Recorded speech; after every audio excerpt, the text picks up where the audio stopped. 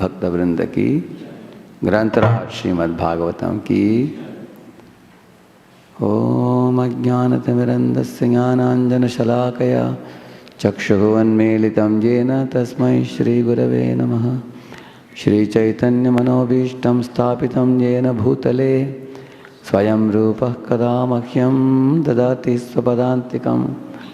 वन्देऽहं श्रीगुरोः श्रीयुतापदकमलं श्रीगुरून् वैष्णवांश्च श्रीरूपं साग्रजातं सहगणरघुनाथान्वितं तं सजीवं साद्वैतं सावधूतं परिजनासहितं कृष्णचैतन्यदेवं श्रीराधा कृष्णपादान् सहगणललिता श्रीविशाखान्वितांश्च नमो विष्णुपादाय कृष्णप्रेष्ठाय भूतले श्रीमते भक्तिवेदान्तस्वामिन्निति नामिने। नमस्ते सारस्वते देवे गौरवाणी प्रचारिणे निर्विशेषशून्यवादी पाश्चात्यदेश। नमो महावदन्याय कृष्णप्रेमप्रदायते कृष्णाय कृष्णचैतन्यनाम्ने गौरत्विषे नमः। हे कृष्ण करुणा सिंधो दीनबंधो जगत्पते गोपेश गोपिका कांत राधा कांत नमोस्तुते। तप्त कांचन गौरांगी राधे वृंदावनेश्वरी वृषभानुसुते देवी प्रणमामि हरिप्रिये। वाञ्छाकल्पतरुभ्यश्च कृपा सिन्धुभ्य एव च पतितानां पावनेभ्यो वैष्णवेभ्यो नमो नमः। जय श्री कृष्ण चैतन्य प्रभु Nityanand Shri Advaita Gadadhar श्रीवासादि गौरभक्तवृंद। Hare Krishna, Krishna Krishna, Hare Hare, Hare Rama, Rama Rama, Hare Hare. I think some part of the overcoming inferiority complex PPT I have left, I think, correct, no? Yes. We haven't done it, I think, okay. So, let us see a little more. This also we can recite this verse. Yad yad vibhuti matsatvam Shri madurjidameva va tat tat eva vagachatvam mama tejomsha sambhavam. One of you can recite the meaning, please? Yes, Prabhu. Translation. Know that all opulent, beautiful, and glorious creations spring from but a spark of my splendor. Yeah. Bhagavad Gita 10:41. Yes. So here is one such beauty of the peacock shown here. Huh? So this is such an amazing verse it is. Everybody carries an amsha of Krishna's, vibhuti. Vibhuti. There are many opulences of Krishna and we all carry a small amsha of it. What is the advantage in knowing it? I have shown in this, if you see. If you know what amsha of his opulence Krishna has given you in a small proportion, you can be simultaneously grateful to Krishna, and you can also be not worried about who else is possessing what other opulence. You will not be too much concerned about what I don't have, what others have. And what I don't have, what others have, this is what is called as unhealthy comparison, which is burning the whole world now. Recently someone told me that India is slowly becoming a superpower in the world now. The intelligentsia of India is practically governing the IT company in America. That's one of the reasons they want to tone down Indian involvement in America. And they want to have local people to take lead, in American companies. Because if intelligentsia is of India, tomorrow they become dependent on India. Correct, no? So many countries are now eyeing at India, thinking that, hey, these guys are becoming very opulent. And this is not a new story. This is an old story because at one time, you all might have heard about, Gaurang Prabhu speaks a lot about that, how opulent India was at one time with, gold and silver and diamond and everything. Mughals came, then British came. They all looted so much. If you see the amount of wealth looted from India, they have exact calculation also of that. You can find out so much crores and crores and crores of rupees. You can tell them. So, in this way, one time India was looted and she practically became poverty stricken. And India, nevertheless, the culture and the faith in the, dharma and everything, has been maintained. Now, second time, India is again becoming very opulent, rich in various ways. So even although India is not a first world country, still many countries are eyeing at India and becoming envious. And the main reason for that envy is not recognizing what Krishna has given me and not appreciating what Krishna has given everybody, something.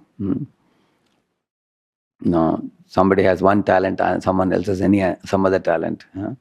So you may not even know that by learning this knowledge, how much you protect your own self-esteem.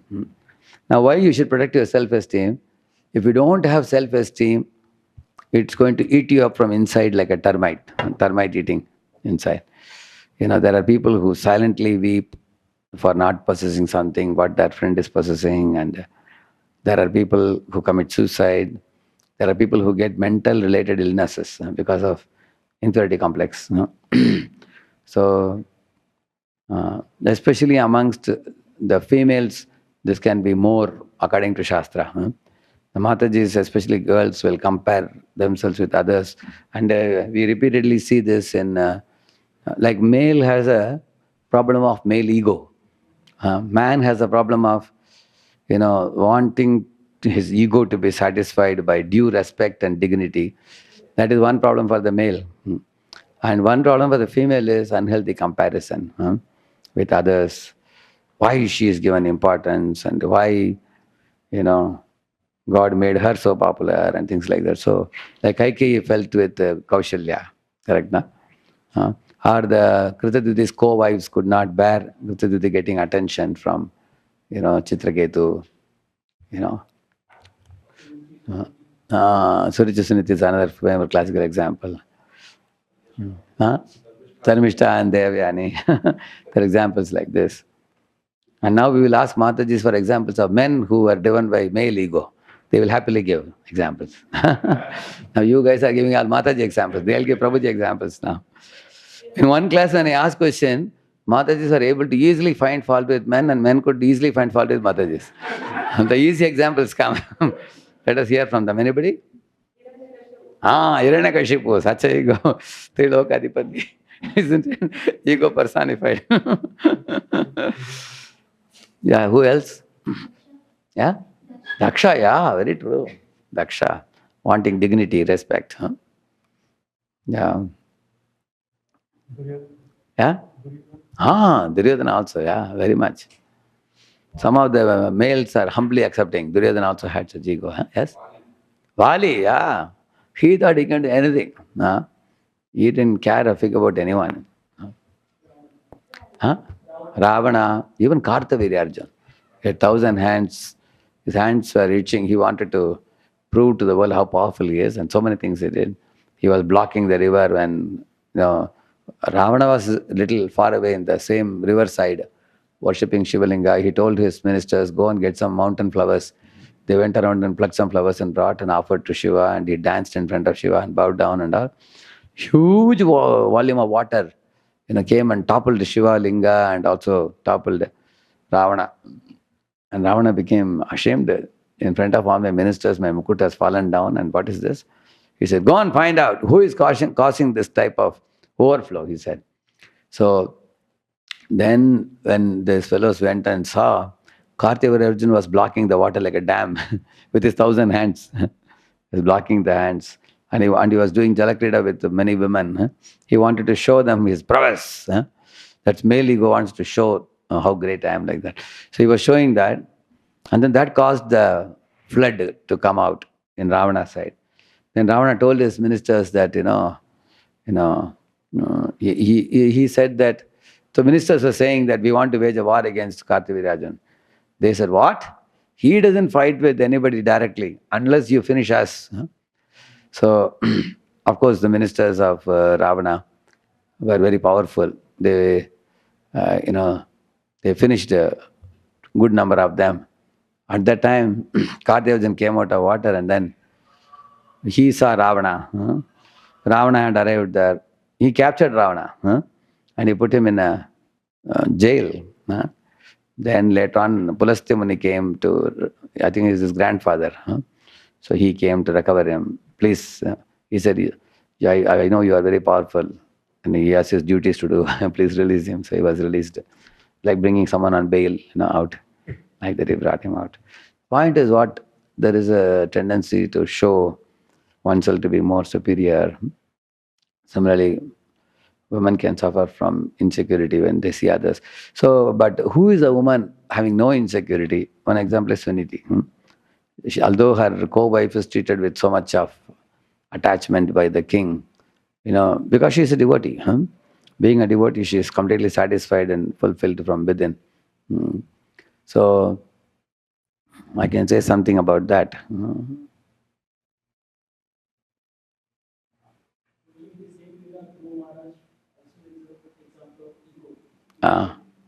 Yeah, correct. He also, yeah. Andra? Indra, Indra very much, yeah.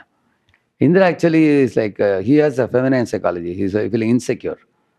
Correct, now he's feeling that somebody will take away my seat. He has that fear. Yeah.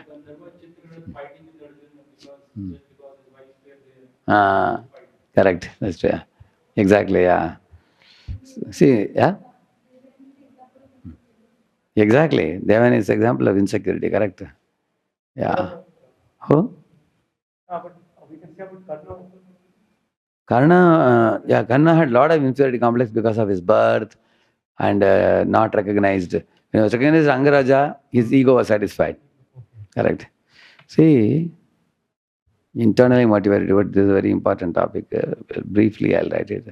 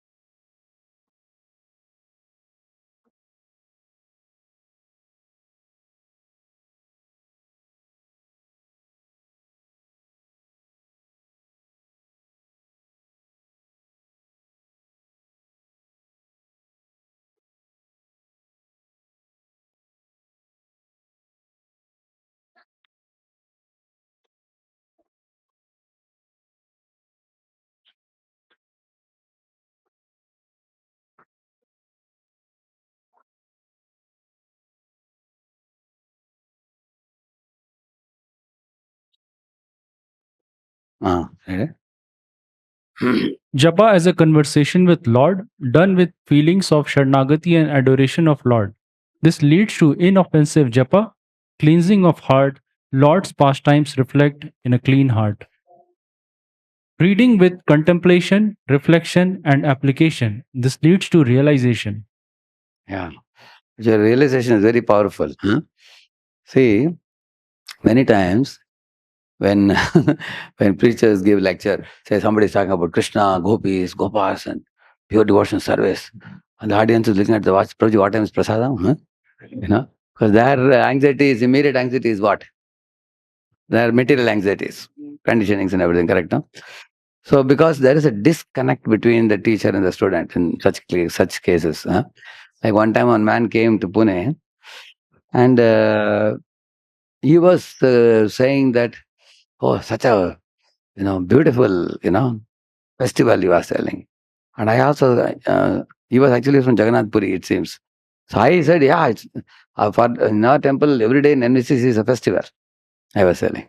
Morning is like a Diwali, wonderful festival. And he said, oh, there is such a powerful vibration in the temple, he said. I also said, yeah, the temple vibration is beautiful. Many devotees have come here and, given lectures, katha and everything. So then he said, also I like the ocean beach also, he said. I'm wondering, what is this? I said, in Pune, there is no beach. Then I came to know he's talking about Puri and I am talking about Pune. So he's saying Puri, Pune, Pune. So we both are talking about two different things. Therefore, there is no connect. You understand, no? So how many of you experience, sometimes you're speaking on a very lofty, important subject and the audience doesn't connect and they are in another world. You have experience of that? Anybody? Correct, no? So to bring a very profound, difficult subject to the level of the audience, we need realization. Huh? So, and that realization comes, how the realization comes? It begins with knowledge. First you get knowledge from the books you read.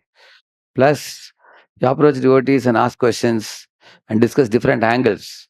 From this angle, this is the way it is, and that angle you see that. Then your understanding, when understanding develops, you can explain the same knowledge better. Huh? And when you apply, when you do that, that leads to realization.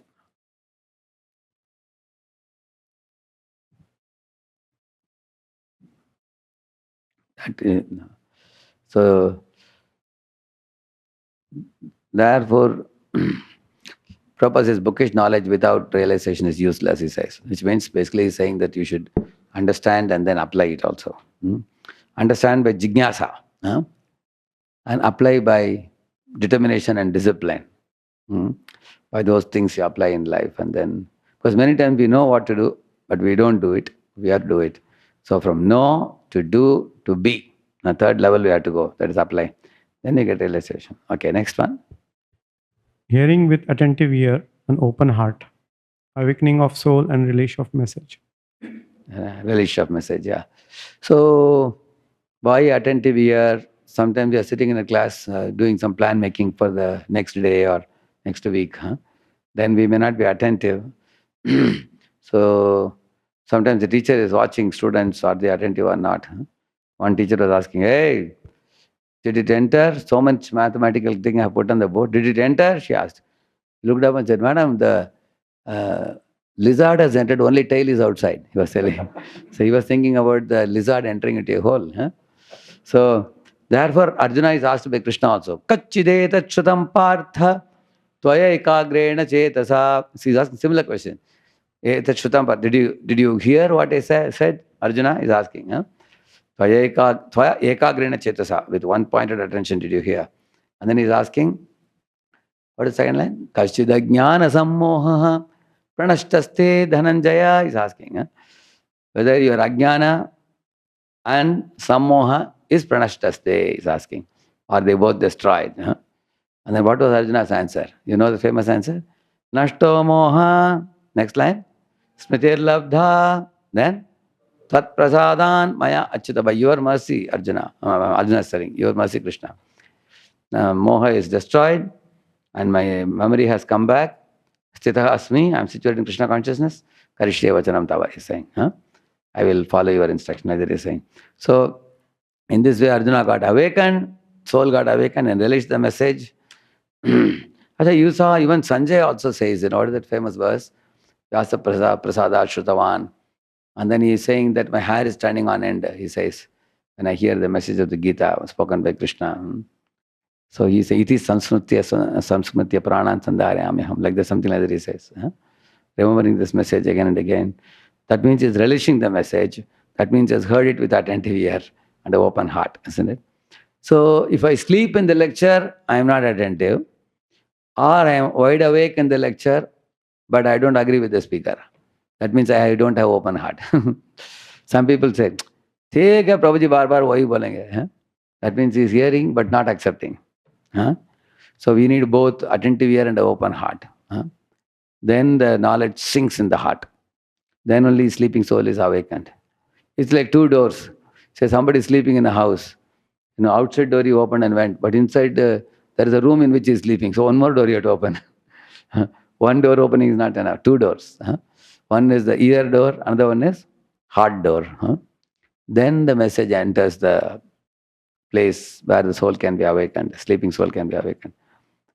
Like I have seen people can hear for years together and they may not change because they close one of the two doors. Yeah. Next.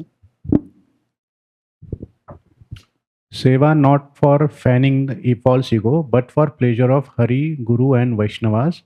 That leads to causes detachment and destroys material desires, offering higher taste in Krishna consciousness, leading to fulfillment and bliss. Yeah.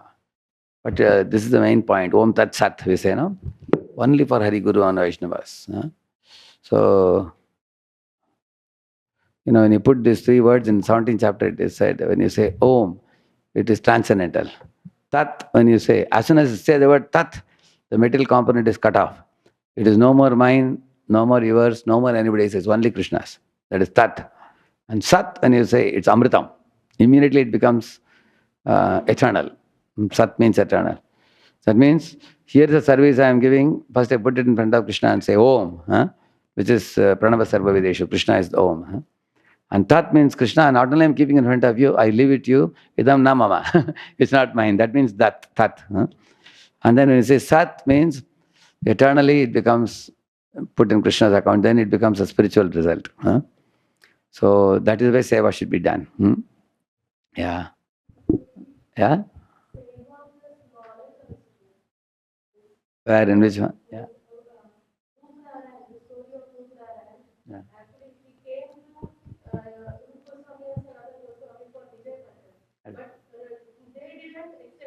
Yeah. Argument, yeah. They signed it and they gave him. Correct, yeah. He only had knowledge, but that's why he had bookish knowledge, because he never had a Vaishnava Guru to give him the understanding. And after gaining the understanding also, he is not complete. We have to apply also. When you apply, then only we get realization. Otherwise, if we just, how many times we have understanding and we postpone the application? We think I will apply, but we don't get time to apply it. So, in Bible also it is said, if you have a mountain of knowledge, you should at least apply mustard seed of knowledge, it is said. So when we little bit also apply, then we get realization and then we are convinced about the truth. It turns into realization and conviction also. Both comes in that. And next one, last one. Association by approaching, asking, learning, willing to accept correction, attentively noting, applying submissively, and constantly practicing teachings. Destroys false ego, leads to simplicity, bestows strong sense of belonging to superiors, internal fulfillment, and satisfaction. Yeah. So, so there are two motivators in this world. One is the internal motivator. So these are all the internal motivators. Ideally, every devotee should go for this. But there is another motivator, which is called external motivators. Let us talk about the externally motivated devotee. One question on these 5 points of internal motivation. Yeah. So all these are something not in a sequence, and they can also have parallel influence on a devotee, or these are like, No, they all are strongly connected to each other. Connected to each They all are connected actually. See, to put it very simply, I will tell you, I'll write here about that, and then we'll continue this one. See,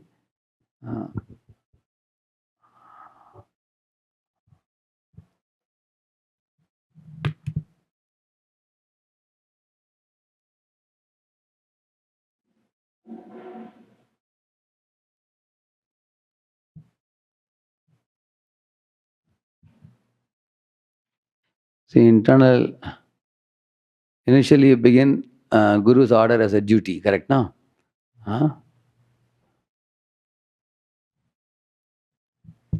So it takes you from duty platform to raga platform, internal motivation. Actually, when it comes to the raga platform, means ruchi stage, correct now, beyond nishta. So at that time, a devotee is not doing anything, any of those 5 items as a duty. He is doing out of love, correct now? So anything done out of love gives pleasure to whom? To the person who is doing it and the person who is receiving it. Because with love, if you do, like the person is doing japa with love, a person is reading with love, a person is hearing with love, a person is doing seva with love. So the Lord is also satisfied, the devotee is also satisfied. Like Sudama and Krishna is giving some... Lord sees sincerity more than, perfection. Perfection is compromised by the Lord, provided there is sincerity. Correct, no? So anyone who makes a sincere effort to please the Lord, even if the devotee falls short in any way materially, Lord doesn't mind it. There are so many examples for that. So internal motivation starts with duty, and the duty platform is not such a very joyful platform. Duty, needs more discipline, whether you like or not. Correct, no? Like I saw a nice video, I'll just share with you, if you haven't seen it. See this fellow, what he says. Why does discipline equal freedom? Because the more discipline you have in your life, the more freedom you will end up with. So if you lack the discipline to exercise and eat healthy, you will end up being a slave to disease. If you lack the discipline to work hard, save your money, you will end up a slave to finances. If you lack the discipline to manage your time correctly, you will end up with no free time. If you have self-discipline, if you have the discipline to save your money and work hard and invest your money properly, if you have the discipline to manage your time correctly and not waste a bunch of time, if you have the discipline to exercise and eat healthy, you will end up with freedom. And I know it's a counterintuitive, it's contrarian, but I've seen this over and over and over again. If you want freedom in your life, you have to have discipline. Punchline at the end. if you want freedom in your life, you need to have discipline. So what are the three things he said?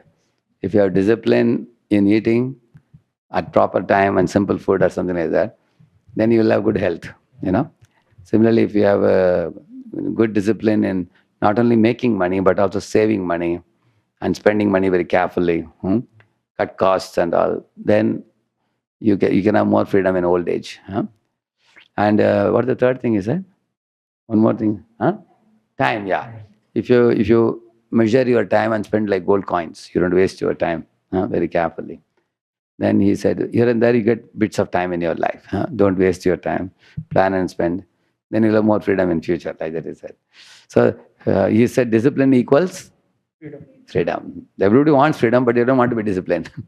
Correct, no? One class I was speaking about how Krishna goes with covered boys to forest, and how he sits in the bank of Yamuna and eats prasadam with all the covered boys. One new boy had come and he raised the hand. I thought he was going to ask a question. He said, Prabhuji, I want to go to Goloka immediately. He said, very new boy, just standing 2 rounds now. I said, first you come to 16 rounds. See, we want the enjoyment of Goloka, but without paying the price for it. Correct, no? So there's a saying in English, no pains, no gains, isn't it? So to pay the price. Yeah.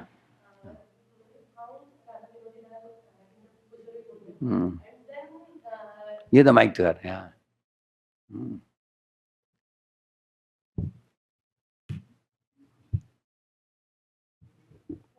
Yeah. Hare Krishna. Yeah, it's coming now. Yeah. You can give little, yeah. So then Chaitanya Mahaprabhu told Loknath Goswami to find means all the places. Correct. So he started, but directly Krishna helped him. So I was saying like duty to. If you make an effort, then Krishna helps you. So every time Krishna was indicating what the places are there, and they are now. Actually, Krishna wants to do many things, and he does it through his pure devotees. And as pure devotees surrender to his will, then he also helps them. Just like our Madhendra Puri, was sitting and chanting in the Govind Kund. Krishna saw that here is a pure devotee with pure love. So let me come and give him a pot of milk. Then after he drank milk, actually Krishna basically likes to interact with those who love him. It's very normal. In this world also we have seen that everybody is affection seeking and affection giving, correct, no? So Krishna sees that here is the pure devotee, so let him take my deity form out and then put it on the top of the hill and then celebrate festival. And back and forth, there's a nice reciprocation between Madhendra Puri and Krishna again and again, correct, no? So yes, in Vaidhi Sadhana Bhakti, we begin with duty. And then if our motivations are internal, then we will come to raga very soon. But if our motivations are not internal, they are external, then I'll tell you now what will happen. Now let us talk about that. Just 1 minute.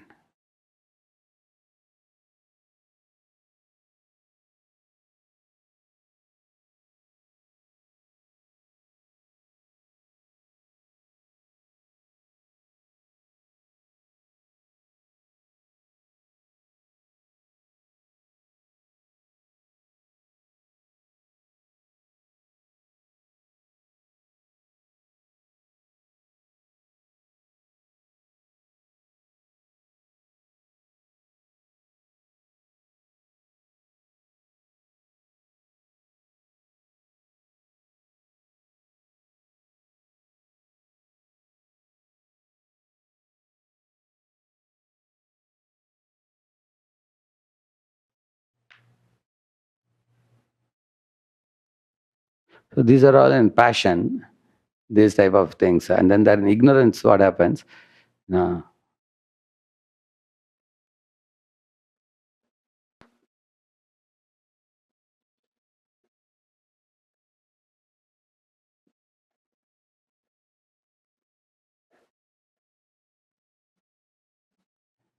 There are some people, they want appreciation for the devotional activities they do. If somebody appreciates, they will take lead, otherwise not. Huh? And some people want to be given assurance that, probably my friends are teasing, I don't feel like chanting, they will say. And then, but if you give them assurance that how wonderful chanting is, this, that, and then by that your push and motivation, they may again chant. Huh? And some people want hand holding and everything. You have to wake them up in the morning and walk them to the temple hall, sit with them and do japa, sit with them and do Prabhupada book reading. You tell them every small thing to do in seva, what to do and everything, then they will do. And in case they get posted in some other city somewhere else, everything will stop. Huh? That means they are totally dependent on others. Is it good? Very bad. There is no internal motivation in them. That means it's not wrong to seek association of good devotees, but we should not be so dependent that we cannot have energy to take lead and do things ourselves. Yeah. Like, if you say that Prabhuji or Mataji, unless they take me to the temple, I will not go to temple on my own, if somebody says. Some people are like that. Unless they sit with me and chant, I cannot chant. Like new boys, we have something called as MMC, we call it, Mantra Meditation Circle. We go to their room and make them sit and chant. And those days when we don't go, they won't chant. Because they have which motivation? External motivation. They are not internally motivated. Those who are internally motivated have internal submission. They have. Yeah. We give a cookie. If they come for chanting, we give one cookie. Earlier we were giving cookie. Now we take my various items. 1 week badushe, 1 week cookies, 1 week laddu, 1 week Mysore pak. So we want to create suspense. What will be there this week? So, yeah. Give the mic to her. Mic. Yeah.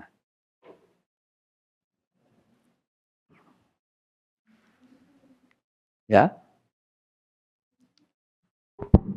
Hare Krishna. So mentees are externally motivated. We need to follow up them. We need to push them for certain things. Correct. And then only they do. So how to convert their external motivation to internal motivation? Very good. That's a good question. So now I'll write that next slide. Any other external motivation you can think about? People who are externally motivated.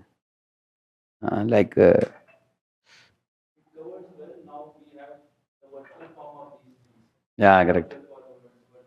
Yeah. Also, what happens with these externally motivated devotees, they will, leads to false pride.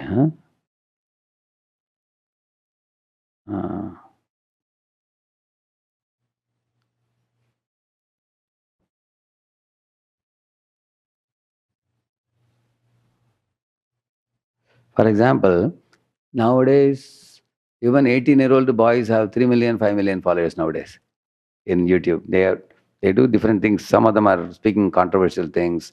Some of them are putting on recipe and things like that. And they get 3 million, 5 million followers. And imagine if they go and sit in a class of some speaker who only has 2K or 3K followers, then they tend to think that, I have very big following. And also society also respects a lot if somebody has a big following also. Correct, no? So because of that, this can lead to false pride. Yeah. Actually, such popular young boys, they don't know who are their audience and audience don't know who they are. Both don't know. It's all in virtual platform, correct, no? So in this way, it can lead to false pride, an imagination of greatness. Another thing, what happens when they face failure, leads to acute pain, because they always seen success. Externally motivated devotees, they will find it difficult. Some people will commit suicide also, and some people cannot take it. Similarly, if a devotee was very popular or famous, for some reason, the external, thing is taken. Like somebody was a topper in book distribution, say he was number 1 in book distribution. Now they have come to number 10 or something. they will feel defeated, and if they were drawing strength from this external motivation, correct, no? Yeah, yes. Some of them follow they're practicing bhakti because of the relationship with particular person who Correct. brought them to Krishna consciousness, something like that. That is coming in the relationship same one where hand holding in japa, reading in we have said. That is because they feel that we were friends together. So the friend is doing, so I will also do. These are the dependent category. Correct. Yeah. And I had a question about fourth point: opportunity to lead initiatives and not just follow. How do we? I see that in a positive way, but how do we see that in a negative? Actually, external motivation means they are coming to ISKCON only because they are getting chance to lead the initiative. The moment you take that initiative away, they'll be out. It's very dangerous in that sense, correct? No? Leading is not a problem, but if a Guru and Krishna tell you to lead something, you will lead. Pandavas were told to go to forest. They went to forest. Later they were told to lead the world. They led the world. They didn't say, Krishna, you're telling us to go to forest. Now we are no more your devotee. They didn't say like that. That means they were motivated externally or internally? Internally. And can you give an example of somebody who was ready to be enthusiastic, but the moment the external thing was taken away, they refused immediately? Somebody externally motivated. Example. Kamsa. Say, for example, Kamsa loved his sister very much. But when he heard the Akashvani about his death, because his show off about his affection for sister was superficial, his own life was more important for him. So he took the sword to cut her head. Correct, no? Because these people who are externally motivated, their behavior will drastically change. When external success is taken away, their behavior will change. Correct. Shurpanaka, same, yeah. Shurpanaka actually saw that Ram and Lakshman both didn't accept her. She showed her ghastly form later on. Correct, no? Yeah. In fact, Prabhuji, in the external world, these are the primary motivations, that what Correct. kind of recognitions happen, Exactly. what kind of trophies have come, how Correct. many followers are there, Correct. are you really taking No, them? we say it's external world. This very much brushes the devotees also. Devotees' respect for many people in our society is often associated with these things. Often you will see that. That is the reason we are talking about this also. Yeah. Because people think, people don't have that much depth in spiritual life to be able to appreciate the internally advanced devotees. Correct, no? That's why we are putting in 2 slides like this to understand. Yeah. Yeah, Hiranyakashipu, yeah. Correct. Yes, he was behaving nicely with Prahlad, hoping that he will become my Asuraputra, will become like another, my Asura. When Prahlad refused, he won't even kill him also. Exactly. It's very similar to that. Huh? So it leads acute pain for them, yeah. So these are all external motivations for a person. Now, somebody was asking a question about, you know,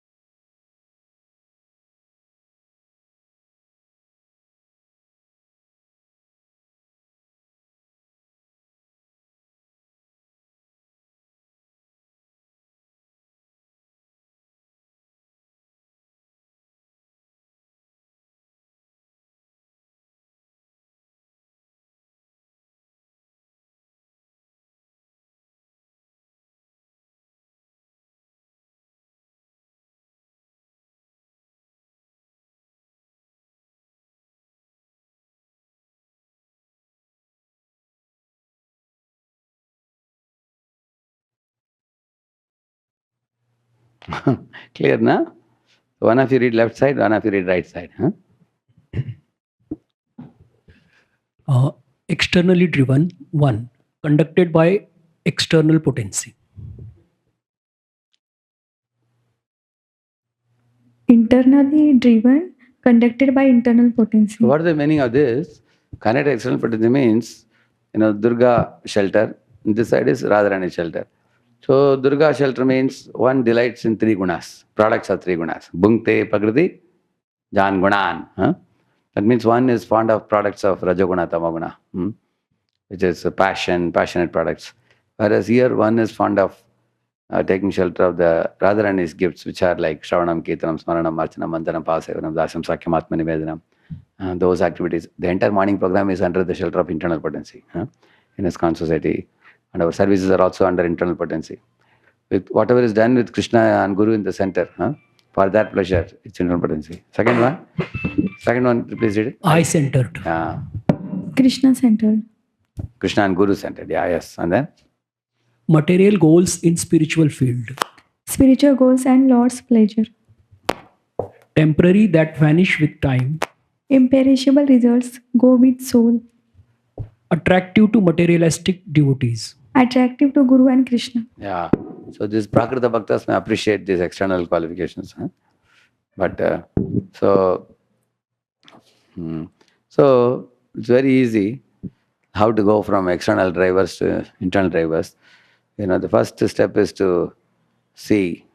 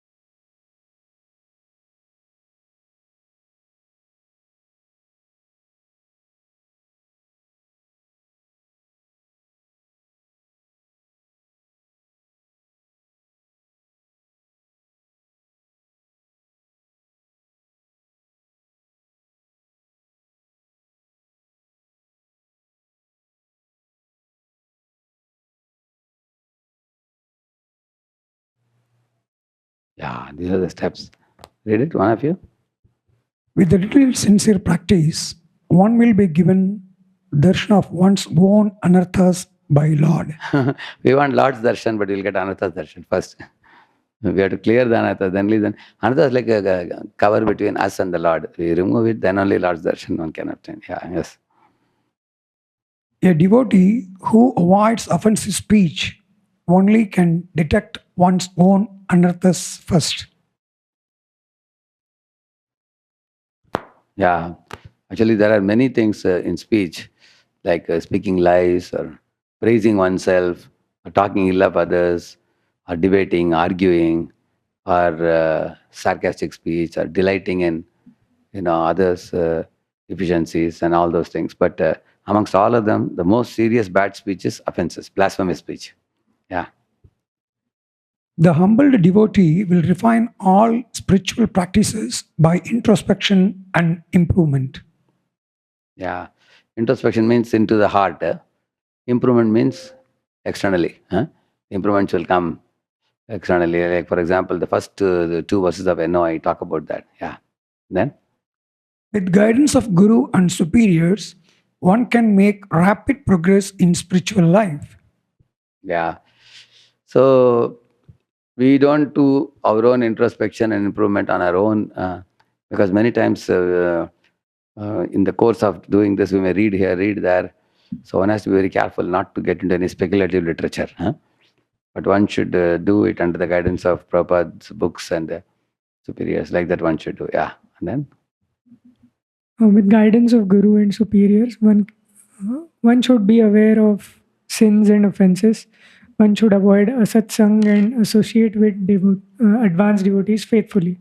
This will award one higher taste very soon. Yeah. As the higher taste dawns, one will become more and more internally driven. Huh? As one's higher taste increases, one will realize that this is the real life. Then one will not be charmed by the external attractive, allurements of the world.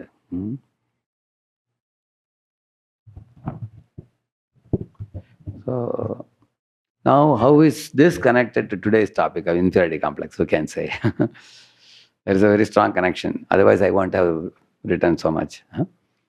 How is this connected to today's topic? Anybody? Yeah, Mike. When one's focus is on externally driven items, externally driven motivations, then a devotee naturally sees others who are excelling on those areas to be a better devotee and thus starts feeling inferiority in himself. That is the connection. That is, yeah. One more thing, Prabhuji, by seeing the Actually, both are foolish. A person who is externally driven, he has forgotten the actual goal of spiritual life. So that devotee is also foolish. And seeing that foolish devotee, another devotee is getting insecurity, is super foolish. Correct, now? In the material world, many people make many people into heroines and they adore them. But the people who are imagining themselves to be heroines and also the people who adore them, both are actually drowning in the ocean of samsara. Both are actually foolish. Both have to get out of their position and become internally driven. That's the point. Anybody? Yeah, give the mic to them. So here we have discussed the externally driven, internally driven. So initially, at initial stage, someone can come with external, like someone can come for prasadam, and after that they become devotee.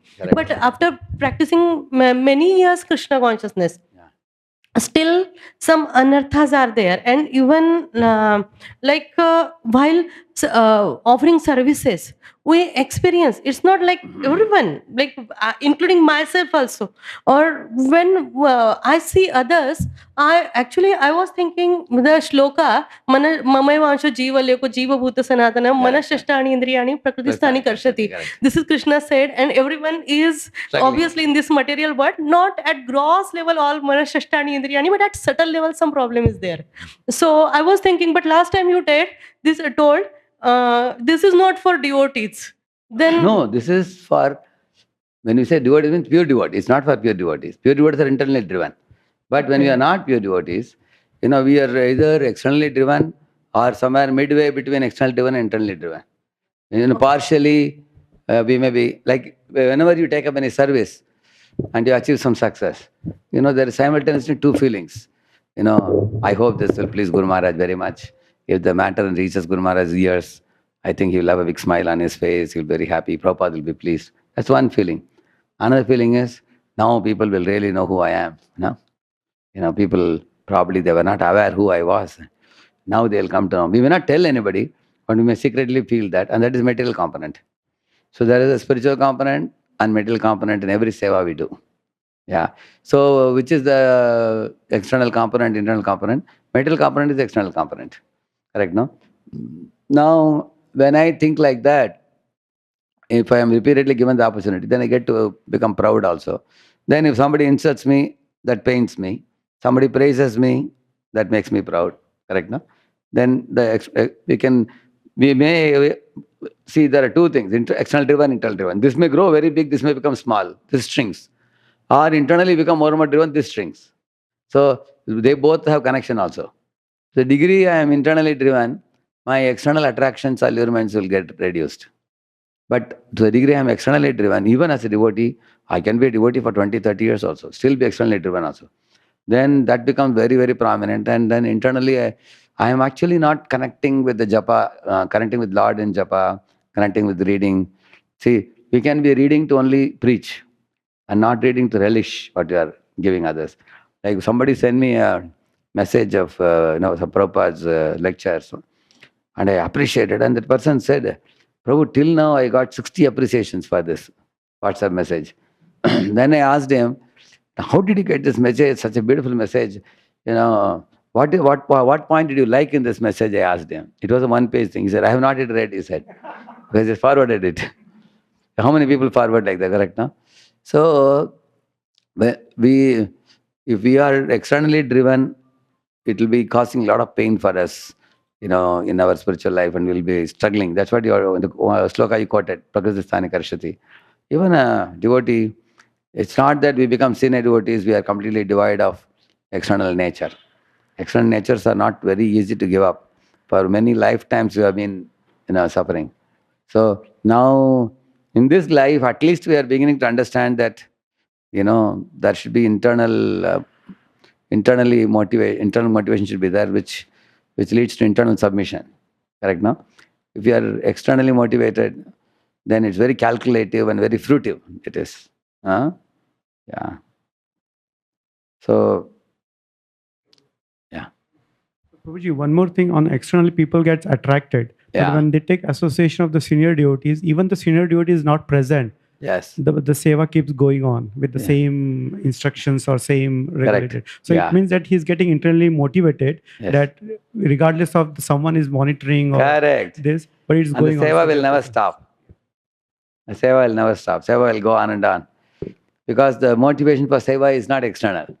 Nobody need to take a stick and stand next to you. Are you doing or not? And no follow-up is required. Correct, no? So our movement is looking for whom? Externally driven devotees or internally driven? Yeah. Only it takes time to make. So therefore, first we have to become also internally driven. Then actually, internally driven devotee has no inferiority complex at all. And externally driven devotees can quickly feel inferiority complex. Even with somebody said something. Like for example, amongst the singers, you have to take care that you don't talk about other singers. One great singer, to them, if you tell about another singer, they may start telling all the deficiencies of other singers. Similarly, amongst the speakers, if you glorify one speaker to another speaker, it depends on the relationship. The relationship is not good, they may. Similarly, amongst book distributors, amongst the garland makers, among the Rajabha cooks, among the dress stitchers. Imagine there are two Matajis who stitch dress very powerfully. Both are almost equally powerful. You tell this Mataji, you are making a very good dress, and that Mataji is also making last year. No, they told her not to do. Now I am doing last 4 years. I think you have some wrong information. So you will see that immediately that insecurity snake, it just comes up immediately. That's because actually a preacher will not compare with a singer. A singer will not compare with a cook. People in the same field they can compare. So that is why we have to be very careful in this. Yeah. Everyone is required, yeah. Yeah. No, everyone is needed. At the same time, what I was telling was, envy doesn't come amongst people of doing different services. Like, for example, say you are doing one service, somebody is doing some other service, you will heartily can appreciate them because they don't interfere with you. But when their service interferes with you, then we can face problem. Correct, no? Yeah. Like, India has no problem with Zimbabwe. India's problem is Pakistan. Correct, correct. That's what I was telling. But even with people doing the same service, we can heartily appreciate them, provided we are internally driven. That's the point, yeah.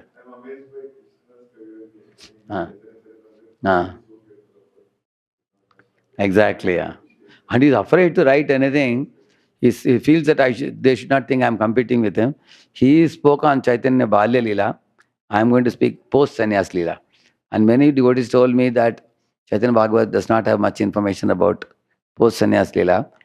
And Raghunath Das got to associate with Mahaprabhu in Jagannath Puri, seeing Mahaprabhu as a sannyasi.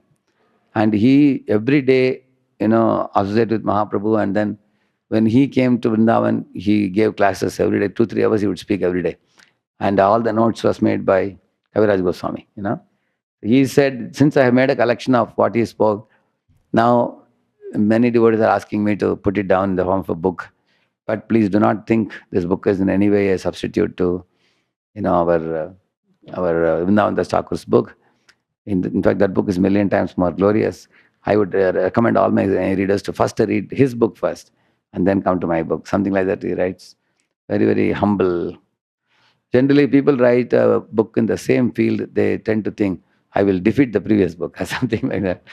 Correct, no? Abhi main karke dikhaunga, I'll roll up my sleeves and show who I am.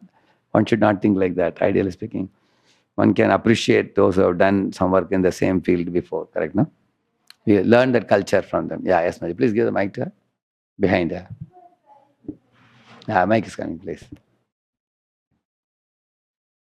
So this is such a deep and very, very important subject what we are discussing today. Huh? Hare Krishna. Yeah, you can switch it on, Mataji. Huh? Krishna. Hare Krishna. True, just like you mentioned this garland making, the Correct, dress yeah. stitching, kirtan. Yes. But this is like we're trying to do as a service. Why is that service not purifying our consciousness and we still stick to all those That's a dirty good things? question. Like this, when you lament, that is the time Krishna is very pleased with you. That's why I told you, Krishna doesn't expect perfection from you. He only expects sincerity. If you sincerely lament, Kabe have bolo se dina amar aparadha gucci shuddhana me ruchi. He's asking, when will the day be mine? When I will chant the holy name offenselessly, correct, no? So at least we should ask this question which you asked now. Huh? All of us should ask the same question what she asked. When you ask this question and lament, that is where your improvement begins. And if you don't lament or regret, we think, what did I say wrong? I know I'm better than her. If somebody says, that means they are not improving. They are still externally driven. Huh? So we should always think in our life that, I have spent so many years. One of the reasons, Mataji, for this, why we may still have those lingering anarthas, we have done the spiritual activities externally, but we have not got any kind of training or plan for internally, like I had written here, if you see many things, how we should do the things I said. This will give us a clue on, you can ask ourselves, I wish I knew these things 30 years ago. I was not aware. Now I am writing it because I have read many, many books. And whatever I have learned from various places, I am just assimilated and then I'm just putting it. In case somebody told me that these things are very important, I would have given more importance to this. But many times we see that we are not even aware. We just do 16 rounds. The body is available, lips are available to recite. But many times we don't bother about our state of consciousness while chanting. Correct, no? So, in the same manner, in the reading, many times we count the number of pages read, but we don't ask about what did you contemplate and what did you reflect and how did you apply, correct, no? In reading. Similarly, we may sit physically in the class.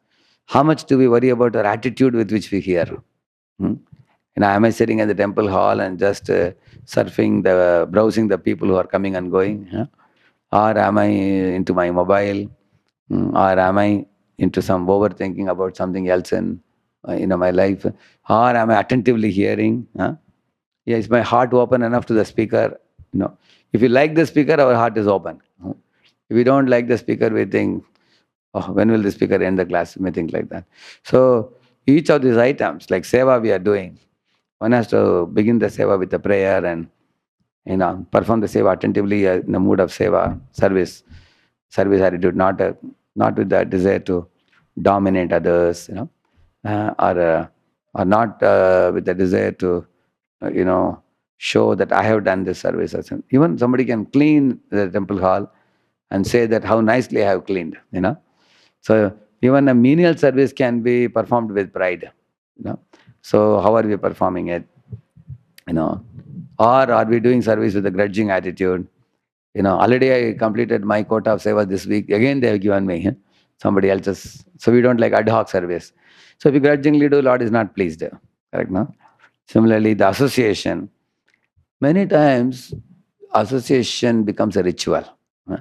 Many people, when they go in front of Guru also, they want to show that I am present in the class. In front of you, please kindly glance at me and I want to make sure that you saw my existence.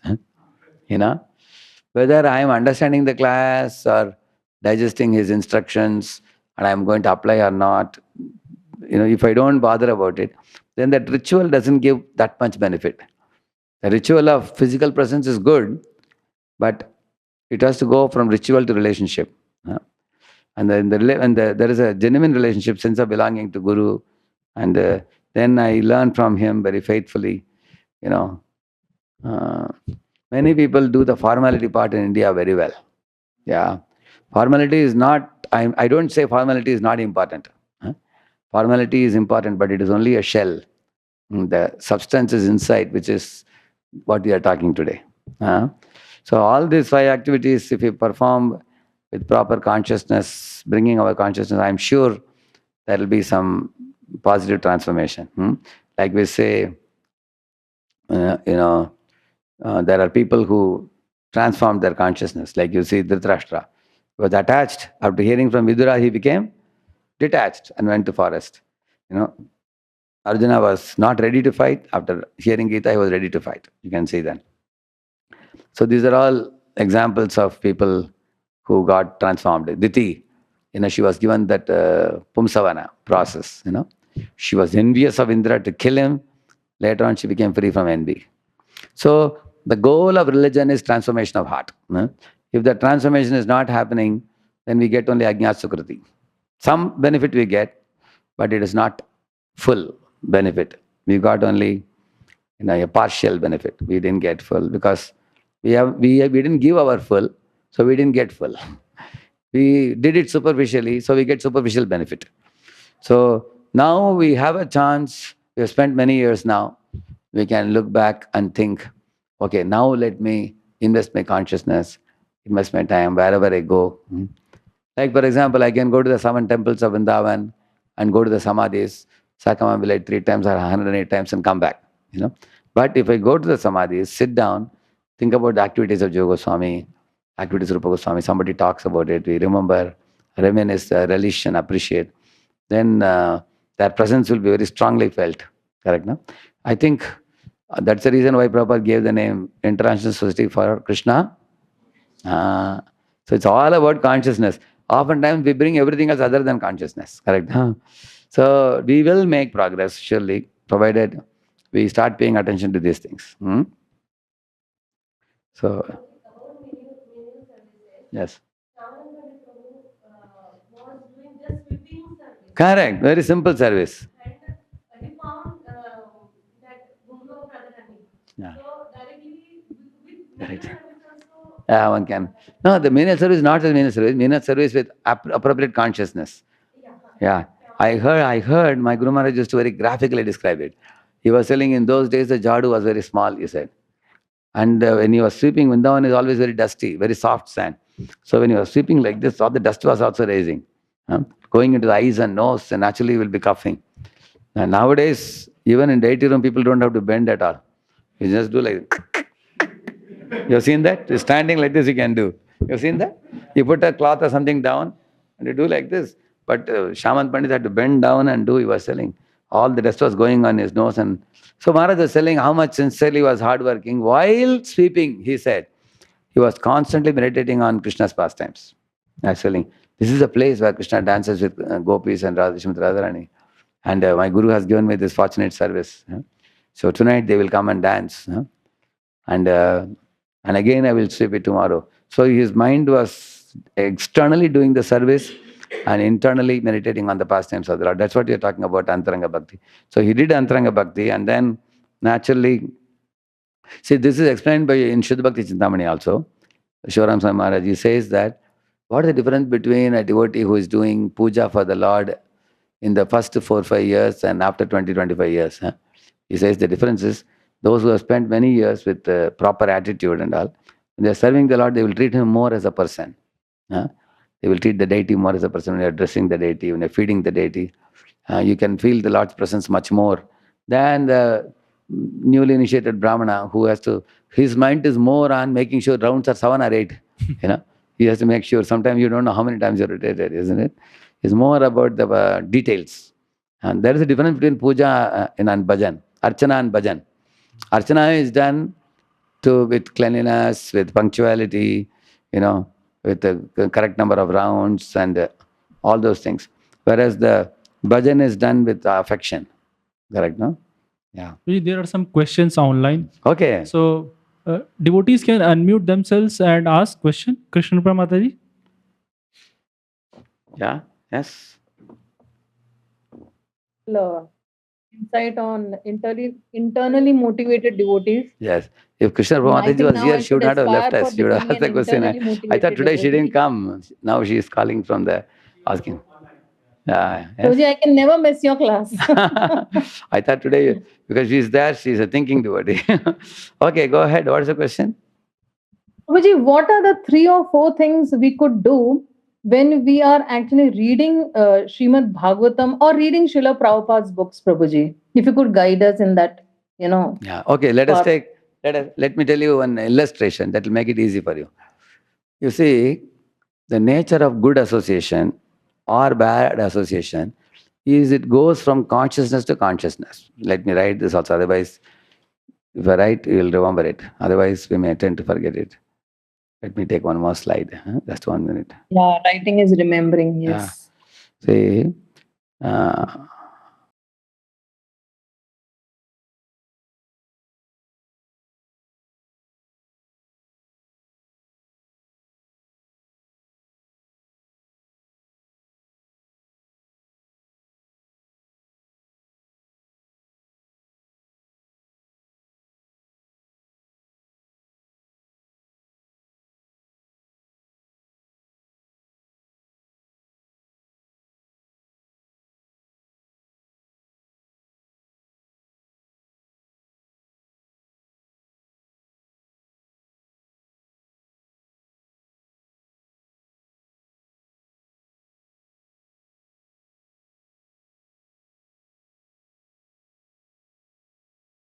see, Prahlad was speaking to Lord Narasimha. At that time he said, Evam janam nipatitam prabhavahi kupe kama vikamamaniya prapatan prasangat kritpatmasat sura rishina bhagavan grihita soham katam visruje tava britya sevam. There is saying, I was born in a demonic family and I am wondering, my guru has made me just like himself. He's saying, Kritpatmasat sura rishina, just like himself. Vaishnava like himself, he has made me. How did he transform? See, he is wondering about it after becoming a pure devotee. That means here is his demonic life as a birth in the womb of the mother. And here is his pure devotee life. How this time got spent, he didn't know. Now he is realizing that the pure devotional association has affected him so positively. Now all of you do the same activity, reflection. You look back just before coming to Krishna consciousness, how your life was. And now you came into Krishna consciousness, so many years have passed away, you don't even realize it. Now you look back, so many positive things have come in your life. Now you will never wear a dress for the second time now. Correct, no? Unless it is a fresh cloth. And you will see that, you cook food purely and offer to Krishna and only then eat it. You will not eat outside here and there. Now you will not go to a cinema theater unless it is Mahanarsinga movie. Devotees, many outsiders are wondering, अरे आप लोग कभी movie theater में आते ही नहीं थे? इतने बड़ा भीड़ आ रहा है. They are thinking that the devotees have changed now. Now they will understand only one more avatar comes, devotees will go now. Otherwise they won't go. Isn't it? So in the same manner, you will see how strict life we are leading now. We don't even drink coffee, we don't even drink tea. We are leading such a strict life. So how this life has come about, if you look back, then you will see that your guru came in your life and you got Prabhupada books and you got seva and you met these devotees and which means the consciousness of the Vaishnavas has entered into your head, your consciousness, and has brought about the transformation, which you will realize much later. Oftentimes we don't think about these things. A negative example is Ajamila. Ajamila realized about his big blunders only when he heard the narration of Yamadutas. When Ajamila heard Yamadutas speaking, that this fellow went to forest to pluck a flower, he saw the low-class man and woman, he was wondering, hey, my lord, these guys know everything. I thought I am the only one who knows. They knew everything about what all he did. And then step by step, they said, a conditioned soul foolishly thinks that I am doing things which no one is watching me, but 12 Sakshis are watching us. He realized it, and now he cried because I drove away my chaste wife and religious parents, and brought that low-class woman to my home, and then I begot 10 children in her womb and everything. He lamented very. So he realized that the polluted consciousness of that prostitute entered his consciousness long before, but he did not realize how bad it is until Yamaduta spoke it. Though that much time was left. That is why association is so important. Good association is important, but avoiding bad association is even more important. Because the vibrations you get from the bad association are so dangerous. I will tell you one pastime. It's there in Krishna Kathamrita book. One time, a prostitute became a devotee by influence of some great Vaishnava. And then the Vaishnava told her that you give away all your wealth and do bhajan. Very similar to what Haridas Thakur told that prostitute. So she went to Vrindavan and she went to that Radha Govind temple. And then she asked the pujari that I want to give away all the wealth for service of people and everything. And I want to give a Brahman bhojan and everything. First, he didn't accept. He said, you are coming from a very bad background. We will not accept. Then she went to Jaipur. Jaipur, there is Radha Govind temple also. No? So she went and she fasted continuously for a long time. Then this pujari came to know and he prayed to the Lord that she is fasting for more than a week because we are not accepting the wealth she wants to give. And then Radha Govindji said, okay, then accept it. I am ready to accept. If she wants to offer Brahman Bhojan to me, I am ready to accept. So then she came back there and all her wealth was accepted by the temple. And then a very big Brahman Bhojan feast was cooked. And then it was offered to Govindji, and then it was served to Brahmins. And then she, after that, she resided in Vrindavan, perfected her life and went back to Godhead, that lady. But one thing happened. Those people who ate that prasad, which was offered to Radha Govind, for 1 week or 2 weeks, they terribly suffered from sexual desires. And then the puja and the brahmanas and the renunciates, they were shocked. They told the head pujari, and head pujari asked the Lord. The Lord said, you see, why they are facing like this? Because they ate the food purchased from the money offered by a low-class woman who was indulged in all those bad activities in the past. So she has become relieved of it, and the reaction has come on you guys. Either the Lord said. Then the pujari asked, my dear Lord, you only told that we should accept it. Therefore we accepted. And then now you are doing like this. The Lord said, see, I can eat anything because every jiva is my part and parcel.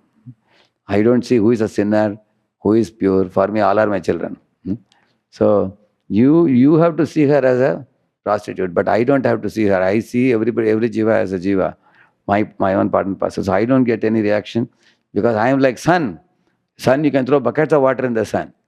But if you throw even one glass of water in a spark of fire, that will get extinguished. So you guys have no right, you have no strength to digest the food which contains so much of sinful reactions. Therefore, you are getting like this. Then the pujari said, then we are ultimately eating your prasad only. What are we supposed to do? Then the Lord said, you should only eat one morsel from that. Because Mahaprasad should not be rejected. Therefore, you should have accepted one grain from it and then kept aside, and you should have taken regular prasad. Because you accepted that food which contains the impure consciousness. Therefore, you guys got this, Lord said. So you can understand how fine, Daisa An, Vaisa Man. Man is formed with the Anna. So Anna only becomes Man. So one should be very careful in what Anna you put inside. That's a lesson from that pastime. So therefore, because it goes from consciousness to consciousness, from the prostitute's consciousness, these renounced people and all these brahmanas, they got their consciousness. Correct, no? It jumps, association jumps from consciousness to consciousness. So I told you 2 examples, positive and example I told you. Now, what is the connection of this studying Bhagavatam? I am going to come to that. Now I'll tell you.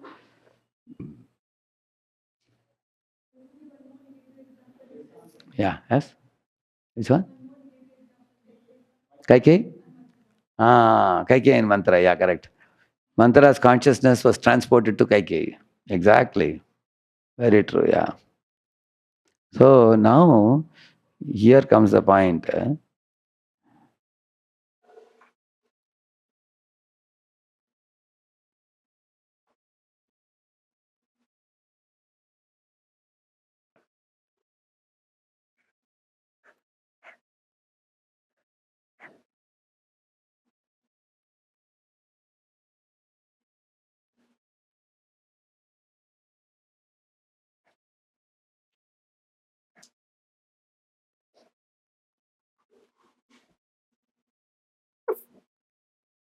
If you see Ajamila's life, first he contemplated on the knowledge given by the Vishnu Dutas.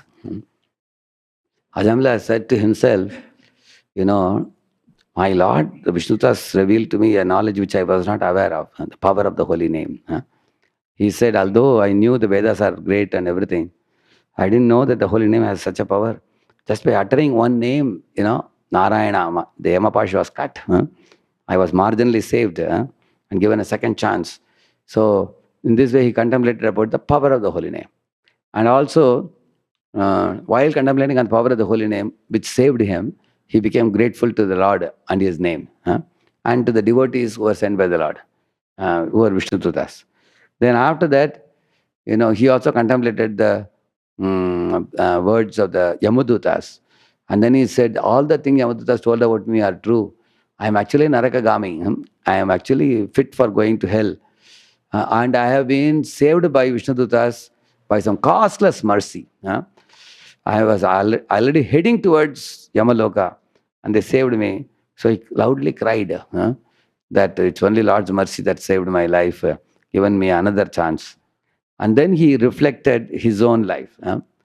What terrible sins he did in his life. And he thought of his chaste wife, he thought of his religious parents. Where they are, I don't know. So many years ago, he rejected them. I put them into such difficulty. In fact, I'm supposed to protect my wife and care for my older parents. So repeatedly thinking about his failure to do dharma, he repented for them as well as for his own sinful activities. And he thought that I'm actually someone who deserves to be punished, but I've been saved from punishment. So in reciprocation to Lord's kindness upon me, now I want to do something. What I will do? Then he made a plan of action. The plan of action was, I will not live in the sinful home even for a moment. I will go to Haridwar. And he lived by the side of Ganga. And he took bath in Ganga every day. And all his sinful actions got washed away. Then he lived in a Vishnu temple. He became a pujari there. He was studying Gita Bhagavatam, associating with saintly persons, daily morning waking up and chanting the Lord's names, and entering service as a menial servant. So when I was in Hyderabad, in 2019, I was sent to Hyderabad for becoming a co-president there. You can sometimes come to Hyderabad and see the morning programs are blissful there. That temple was established by Prabhupada, the first temple in India by Prabhupada. That and Calcutta, and almost in the same week. First week was Hyderabad. The end of that week was Radha Govindji and Calcutta. So when I was sitting in the temple, one of the first days, I felt the similar type of thought in the mind that what a wonderful life it is, to be living in the temple and waking up in the morning and chanting with devotees, dancing in the arati, taking darshan of the Lord and hearing Bhagavatam and going on Harinam with devotees. How Lord has made my life so sublime. You look back and you think, imagine if I went to University of Ireland or Central Florida and became a PhD there, and I'll be working in some company in America, and I'll be making some money. If I didn't come to Krishna consciousness, how my life would have, I would be drowning in Mayavad, reading so many other books, useless books, because those books never gave a clear conclusion. Previous organizations which I read. So when we look back in retrospect our life, and then we have to cherish our good fortune. Then when repentance and regret makes you grateful and helps you cherish the spiritual good fortune you have achieved. Without cherishing the good fortune, you can't express gratitude to Guru or the Shastras or Prabhupada or Vaishnavas. And when that gratitude arises, and then you make a plan of action that these are my real shelter.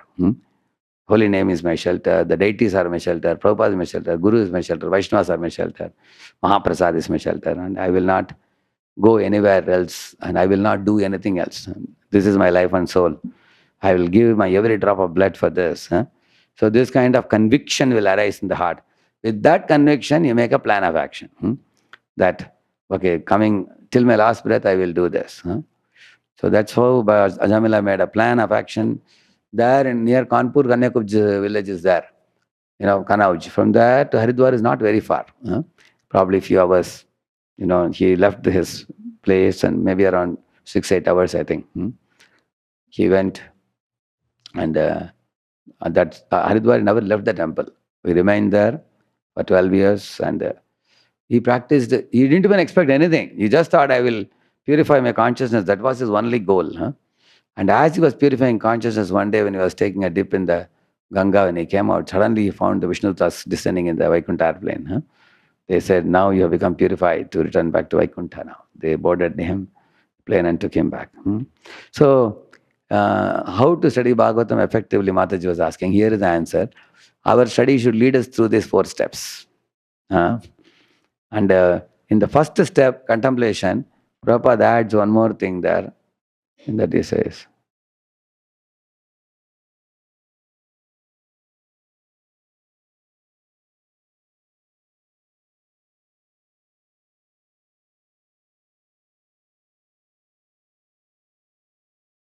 so this can be done in the Sangha Vaishnavas very much.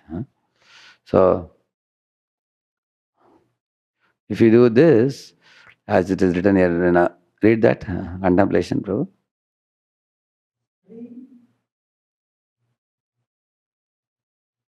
Study scrutinizingly from various angles by comparing, contrasting, evaluating, highlighting, and discussing. Yeah, for example, you can compare the penances of Dhruva versus Hiranyakashipu, versus Atri Muni, versus Vasudev Devaki.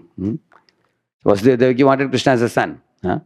Atri Muni wanted Krishna as a son, but Prabhupada says Atri Muni is materialistic and Vasudev Devaki is spiritual. Why? Both wanted son.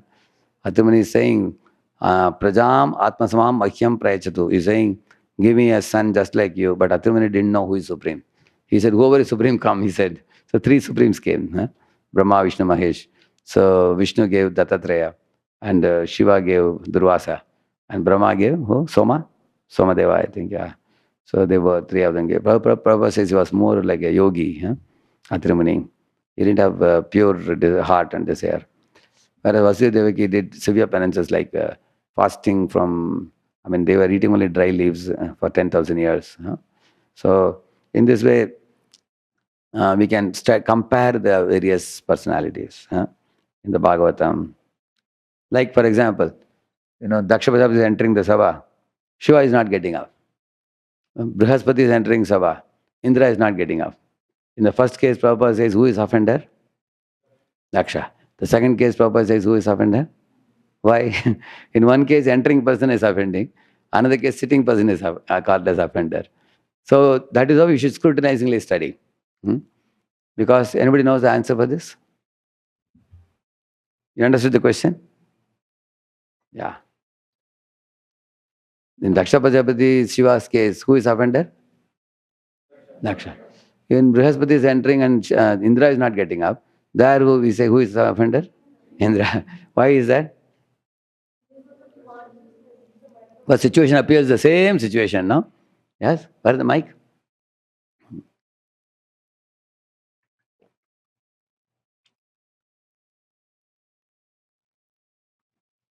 Yeah?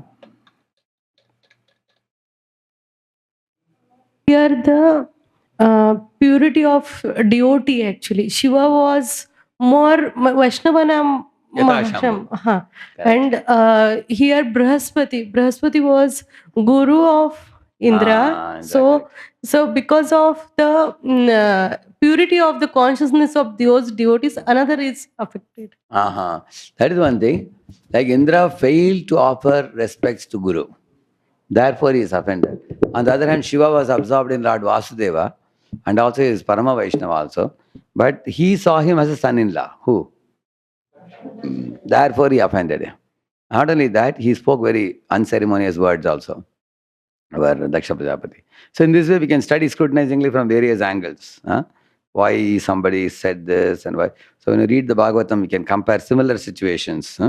Like if you compare Dhruva and Hiranyakashipu, both performed severe penances. Like Hiranyakashipu wanted Triloka Adhipati post, and Dhruva wanted better than Satyaloka also. His desire is bigger than Hiranyakashipu also. Hiranyakashipu never asked for Satyaloka also, and Dhruva asked for Loka better than Satyaloka also. Like that. On the other hand, you find, our Hiranyakashipu went to demigod, whereas Dhruva went to God. Difference. And Hiranyakashipu wanted to trick the demigod, whereas Dhruva wanted to follow the process. Correct now? And Hiranyakashipu had no guru to take instruction from, whereas Dhruva had a pure devotee guru, Narada. Correct now? And Hiranyakashipu was not purified, rather he had to be killed and liberated. And Dhruva was purified because he followed the guidance of a pure devotee. So the answer from the comparison is, one should not whimsically practice anything, one should follow everything under the guidance of a Vaishnava guru. That's the conclusion. So this way we have to compare, study from different angles. Yeah. In the same manner, we can study from various angles also.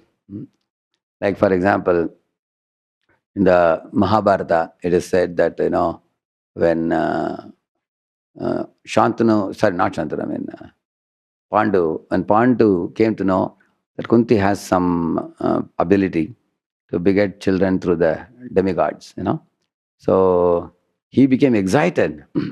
He told her that I have a curse due to which I am not able to beget children through both of your wives. So if we can take advantage of this, we can have children very nice. In my presence, we can invoke the demigod and make them benedict you with children, he said. Then he told her to invoke. Then she invoked the mantra, and then Yudhishthir was the first one. Then Bhima was the second one. And Kunti wanted to stop with that, but Pandu insisted. Let's have more children, let's have more children. Then third one was Arjuna, correct now, through Indra. Then after that Kunti said, Bas. But then Madhuri wanted to ask Kunti, can you give that mantra to me also? Then I can also invoke the demigods and get their children. But she knew that Kunti will not give, because she's a co-wife. So what she did, she went to Pandu and said, see, you are very happy having many children. Through her, you had 3 now. Through me also, if you want, you can have some. So can you check with her whether she can give the mantra? Like that she asked. Then Pandu approached Kunti and said, see, you don't want to have many more children now. Can Madhuri have with the mantra? So Kunti said, okay, I will recite the mantra and the Devata will come and then she can ask for the boon. So Madhuri was little doubtful whether she will allow me to evoke 3-4 times. So the only once, first time she said, see, I want to evoke Ashwini Kumara, she said. And both Devatas came. And then she asked for twins children she wanted. They gave twins. Who are they? Naguls are there, yeah. Now Madhuri asked Pandu, please check with her once more, can I try? She said, no. No, she said, and then they became only 5 children. So Kunti had 3 and Madhuri had 2.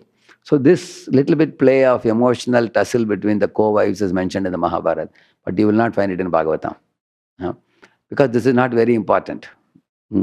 Because there may be occasional clashes between devotees, but that is not of very great importance. They are called as contextual situations.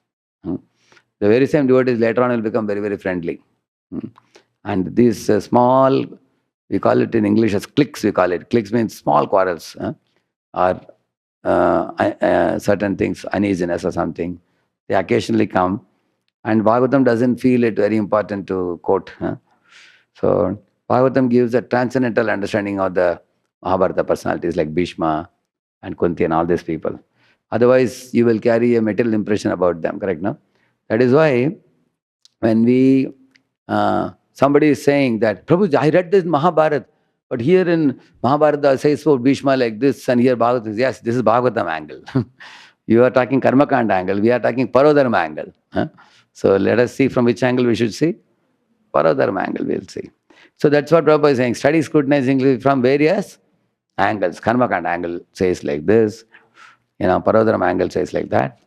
And you can compare, contrast, and you can evaluate situation also.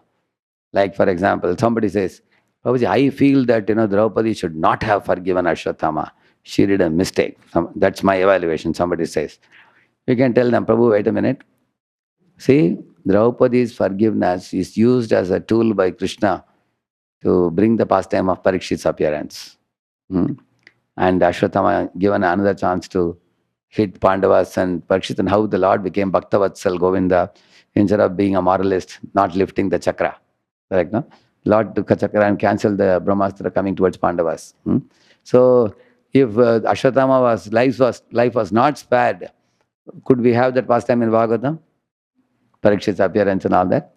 So, Lord purposefully inspired Draupadi in her heart to be compassionate to Ashwatthama. Hence proved. That is a way of evaluating. So, one evaluation may be a less correct evaluation, one may be more correct evaluation from Bhagavatam angle. So, in this way, our study will become very interesting if we study from various angles. And then highlighting. Highlighting means when you're reading a pastime, at the end of it, you have to ask the devotees, what are the highlights today in what we heard? Or what are the takeaway for you? So the devotee should capture vital points, takeaway points, not the stray points. In any talk, there are vital points. Just like, for example, in a prasadam, there is rice, dal, sabji, chapati, and frames. If you ask the devotees, what nourished you today in your prasadam? Frames, if somebody says. Frames is a periphery thing. It's not a very important thing. Even without frames also, if you eat those things, you will be nourished. Correct? No? Main item should be captured. So, highlighting and then discussing amongst the devotees the pastimes. The pastime unfolds more and more when you discuss amongst devotees. And then after doing this, then the second thing is reflection, which is in personal lives. You should ask the devotees. Okay, Draupadi forgave a killer of her 5 sons. In your life, think about a time when somebody sought forgiveness from you and you refused to forgive. Or think about another time when somebody sought forgiveness and you gave forgiveness. Think of a devotee who underwent a terrible situation and was willing to forgive. So 3 questions you give them. Now devotees will reflect. This is a private reflection. Everybody will reflect and they'll come back. They will say that, Prabhu, in this situation, one devotee did this. I said, this life you are gone now. Our relationship is over for this lifetime. Maybe if we are reborn, we may forget. So, and then second question, whom did I forgive? One devotee did a small mistake and I forgave. Then somebody else whose admiration you wonder. And then the devotee will say that, even in such a terrible situation, like Prahlad Maharaj, he forgave his father and prayed for his deliverance. Then you can ask the devotee, you are adoring the devotee that he forgave. Then in the first case, why you didn't forgive? Now, would you like to reconsider your forgiving or not forgiving? So in this way, reflecting makes us think about our actions. It makes us think about our past behavior. I think my behavior was erratic or it wasn't so proper. I could have acted in a little more Vaishnava way. We think like that. We reflect. And so in this way, reflection is looking back. It's like a flashback kind of thing in our life. Reflection. And also reflection can be personal application of the contemplation. And then when we do these 2 things, then the third step will become very easy for us. Because step 1 and 2, they put on the table all our shortcomings that we need to work on. So much homework is to be done in our consciousness. Everything will be visible to us. Then the third step is easy. We can repent and regret that, oh, I have to mind my speech, I have to mind my thought, I have to mend my habits. And then we can write some pointers for application. And after that, for this, okay, how am I going to implement those pointers of application? Okay, how am I going to bring about? Okay, now I need to learn forgiveness. I will hear some 10 lectures on forgiveness by various Vaishnavas. and then make some notes and work on this. I think some people say that I am little aggressive in this, so I should reduce my aggressiveness. So I will hear lectures on pride or whatever. So in this way, you make a plan of action to hear, learn, apply, and also you may say that devotee is a very nice devotee. If I associate with the devotee, I will learn this habit. Because every devotee stands for some good habits, correct? No? Some devotee is tolerant, some devotee is patient, some devotee is swift.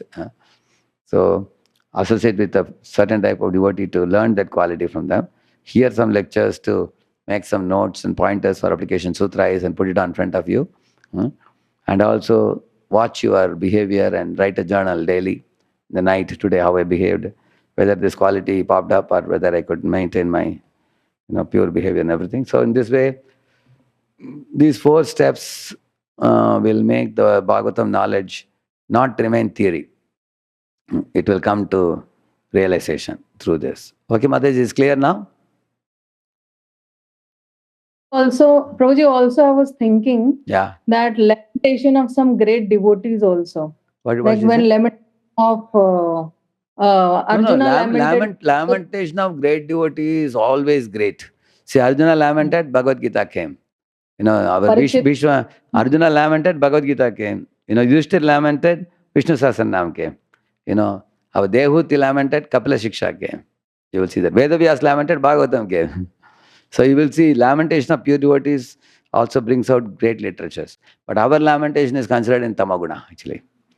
We should not lament, but we should regret. Regret is in Sattva-guna. Regret means seeing hope in future and willingness to improve. That is regret. And lamentation means hopelessly going down in a downward spiral. Down. That is lamentation. Is the difference clear? Yes, Prabhuji. Yes. Thank you so much. Prabhuji. Thank you. So we have done too much today. You all will have over indigestion. You will have today. So I'll send this to. I'll put it in your this thing. Yeah. Yeah.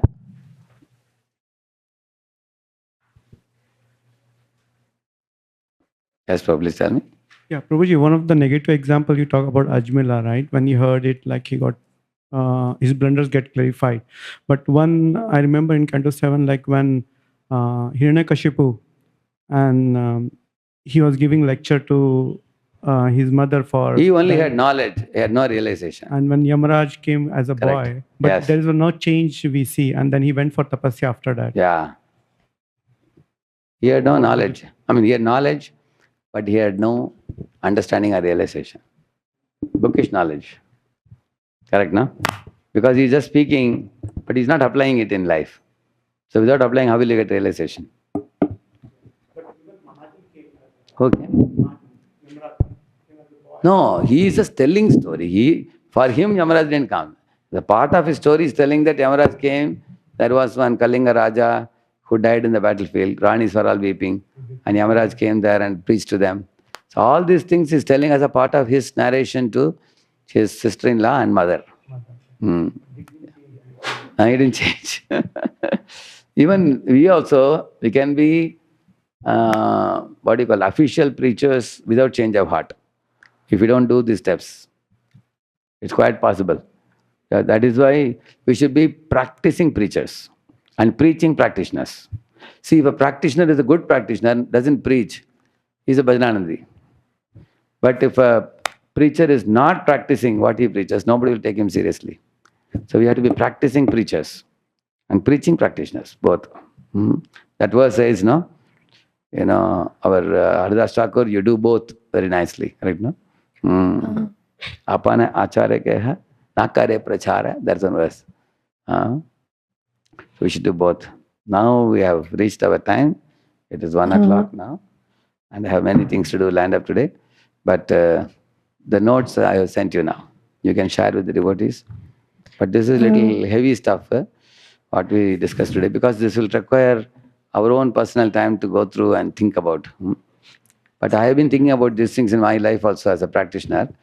And it is very helpful, I saw personally. Actually, this knowledge is very liberating. If you think about these things, you will not depend on the external things in the world to pamper you to survive in spiritual life.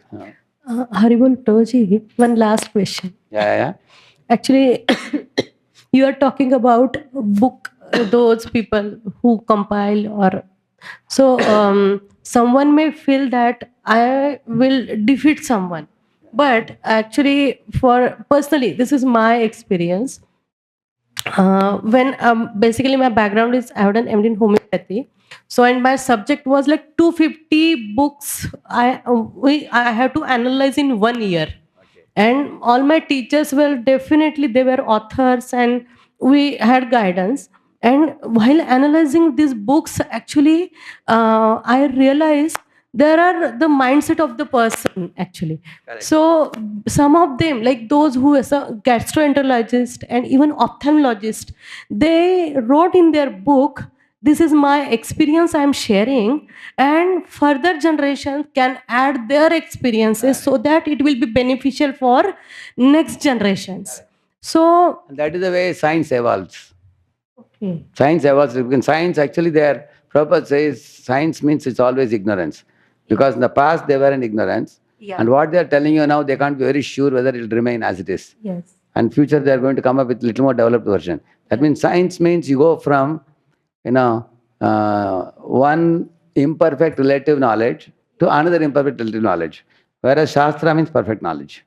Shastras don't say anything that is not true. They're only, for example, million years ago, Shastra said plants have soul. And now Jagdish Chandra Bose in 1903 found out that plants are living. But Shastras will never say that, sorry, now we have come to know that there is no soul. They will never say that. Shastras will never change. So Shastras have stood the test of time. Therefore, anybody who writes a spiritual book and other things, we have to be very careful that we represent the Shastras properly. We don't misrepresent them, because here there is no scope for, I think, you think, and all these things. We have to actually present the Shastras without adulteration. To the degree adulteration is not there, to that degree Shastras will impact the audience who read it. And while presenting the Shastra also, somebody may present in a more interesting manner. Like Srila Prabhupada's books are very lucid, elementary, easy to understand. Bhaktivinoda Thakur's books are a little difficult for us. English, you will have to keep a dictionary by your side if you want to read it, So, very technically he writes. Even Victorian English he writes also. And even the British viceroys found it difficult to understand. Now if you write a book like that, nobody will buy it. So Prabhupada made it very lucid. So, but although the content is same, the style of writing may be different, but the truth is not changed. So when we make books for children books or we make youth books and all, we have to make sure that the intent of the Acharya is not changed. And the substance of the Shastra is kept intact, and we don't add anything speculative. So spiritual literature, that's why it's difficult to write, and we have to be very cautious about that. Okay? So thank you all very much. Mr. Prabhupada ki